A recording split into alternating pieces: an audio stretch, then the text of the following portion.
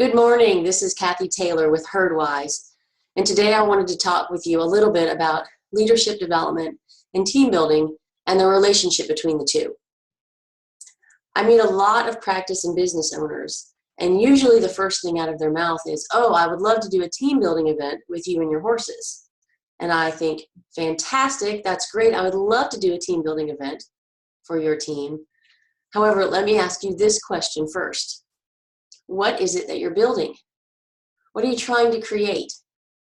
Do you, as a leader, have a vision for what it is that you are trying to create? What kind of team, what kind of culture do you want to have in your office? Because if you don't have that clear vision and you haven't clearly communicated that vision to your team members, then it's going to be next to impossible to build anything that you are going to be proud of because it's not your vision.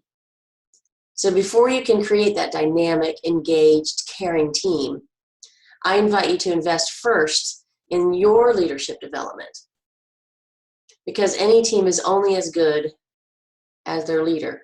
John Maxwell says, everything rises and falls on leadership, and I could not agree with him more. Leaders are the ones who you set the vision, you set the example, you set the expectation. It's the leaders that set those things. That's why you're a leader, whether you want to be or not. Think about in corporate America, when one company buys out another, what's the first thing they do? Is they get rid of the leadership, because whatever had not been working was a direct result of those leaders and their vision or lack of vision, or their communication or lack of communication. So in choosing to invest in your leadership development, you have the power to choose something different for your team, to develop yourself as a leader. It's kind of the same analogy as on the airplane, you know how they talk about putting your oxygen mask on first and then helping others.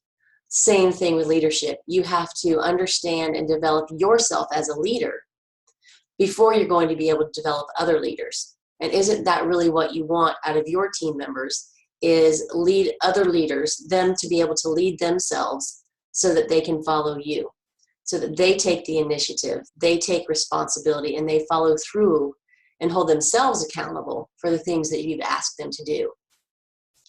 So I'm certainly not discounting team building at all. It certainly has its place, and it's very, very powerful. But your team will develop so much more quickly if you develop yourself as a leader first.